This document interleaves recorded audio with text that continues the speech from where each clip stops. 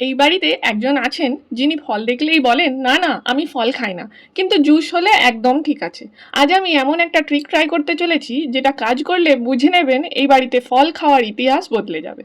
আজ আমি বানাচ্ছি একটা স্ট্রবেরি বানানা চিয়া সিড স্মুদি। আসলে ব্যাপারটা কি জানেন, জয়াঙ্কের বাবা ফল একদমই পছন্দ করে না। আমি হাজারবার বলেছি ফল আমাদের শরীরের জন্য কতটা দরকার, কিন্তু ও বলে জুস খাবো, ফল নয়। কিন্তু সব ফলের তো আর জুস হয় না, তাই না? আমি তাই ভাবলাম আজ একটু বুদ্ধি খাটাই। প্রথমে ব্লেন্ডারে দিলাম টাটকা স্ট্রবেরি, পাকা কলা, একটু চিয়া সিড আর দুধ। সব একসাথে ব্লেন্ড করে নিলাম। দেখতেই কিন্তু একদম ক্যাফে স্টাইল স্মুদি। আমার মনে মনে শুধু একটাই কথা, আজ যদি এটা কাজ করে তাহলে আমি জিতে গেলাম।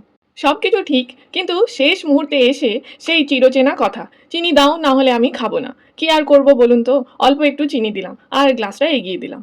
এক চুমুক, তারপর আরেক চুমুক, আর তারপর শুনলাম ভালোই তো। এই কথাটা শোনার পর আমার ভেতরে ভেতরে যে কি আনন্দ, কারণ ও শুধু স্মুদি খেলো না, ফলও ইনটেক করলো আর পছন্দও হলো।